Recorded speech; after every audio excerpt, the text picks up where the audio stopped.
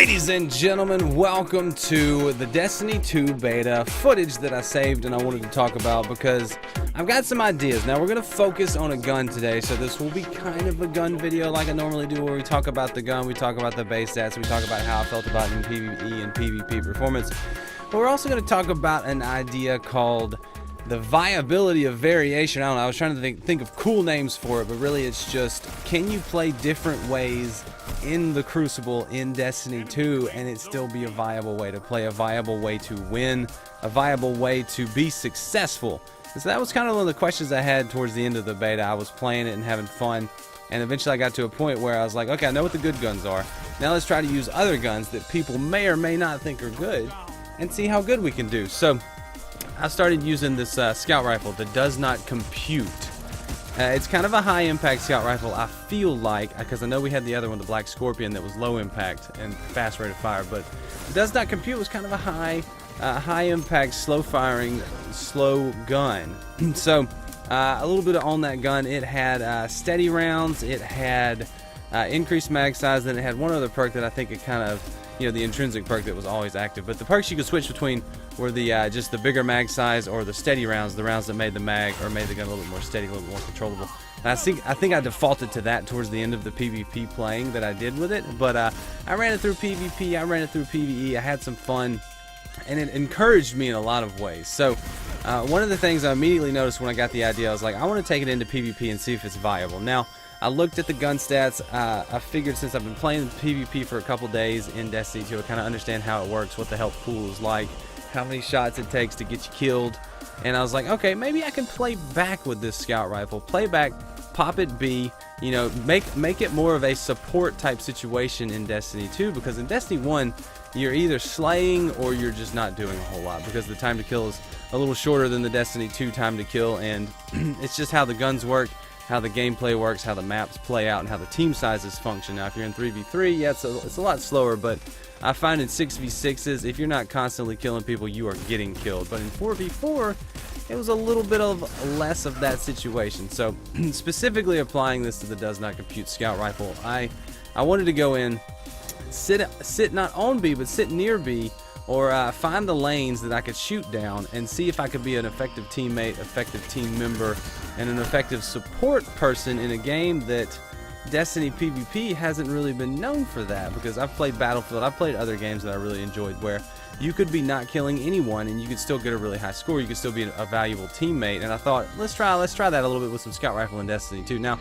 obviously it's very limited. You want to still be getting kills and doing damage and having fun, but the does not compute itself in PvE is a very good scout rifle. I mean, it's that long range, that high impact scout rifle you use to play back, play the mid game, play the long game, shoot the enemies. And I did find this kind of bridged a gap between not having a sniper rifle as your secondary and the sniper rifle being your power weapon. This could definitely, it made up the ground there. I feel like the scout rifle range is a little bit longer in Destiny 2 than it was in Destiny 1, to make up for the fact that a sniper rifle is now a power weapon.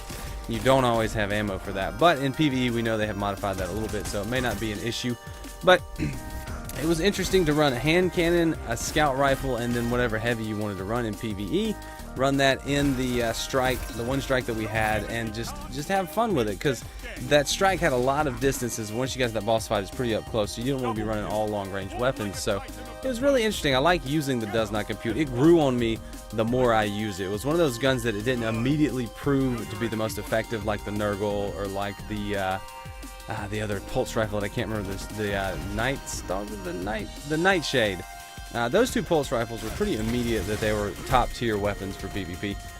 The does not compute was definitely a scout rifle. I knew it would be good in PvE, but I didn't know how good it would be in PvP. But I felt like the more I went into PvP with it, and the more I got used to kind of the playstyle I wanted to do with it, and the spots that I needed to be, and when I needed to disengage from enemies, and how hard I could fight, it was nice. I really liked it, and I think the viability of variation is gonna happen in Destiny 2's PvP. So, does not compute definitely gets interesting fun gun for me, just because of the fact that I went into the gameplay thinking, let me play back, let me play support, let me get some hits on people. And it's nice that now the scoring, even if you're not getting the final hit to get the kill, you're still getting credit when you do that damage and you help your teammate take the kill. So it doesn't really change anything other than the score. And if you paired this with the fusion rifle, you could go on a tear. You know, just wait for just sit back from being near the heavy, wait for the heavy to pop, grab the fusion ammo, and then clear out the other team with your fusion rifle. So it was a really cool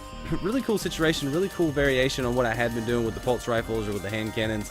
And I like the fact that if you decide in Destiny 2, at least as far as I was concerned, if you decide in Destiny 2's Crucible or PvP that you want to play a little bit differently, do something that may not be the quote-unquote meta, but that may not be even an issue anymore with Destiny 2.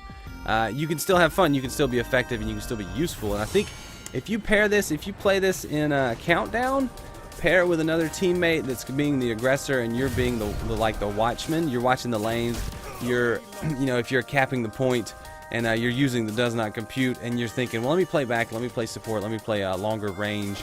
You play back, you watch the avenues of entrance. Even if you're not killing the people that are approaching, if you're getting a shot or two on them and then they have to go in near your teammate's at full health. They're already at half health, they're 3/4 health. So it's an easier fight for your teammate if they're the one capping the bomb or putting out the bomb or something like that. I thought that might be really interesting. I didn't have time to do that with any buddies or any teammates, so it might be something. Get a little team communication. You be the long range guy, somebody else could be the aggressor, and you play support, and just when they go in, you make sure you're flanking them while they're approaching. So I thought that was really cool.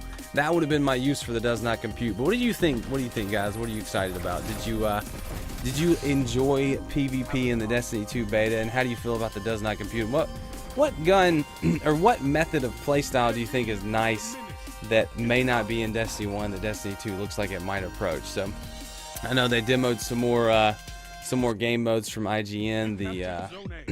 The what is it, survival game mode, where it's basically trials 4v4, but you have a couple extra lives that you can use if you need to. So very interesting. But let me know what you think, guys. What did you think about this gun? What other guns you want me to take a look at? And what do you looking forward to that PC beta? I'm excited. So thanks so much for watching, guys. Let me know. Leave me a comment. Leave me some feedback. But until then, until next time, I'm Death for Love, and I will see you later. I see you. Bye.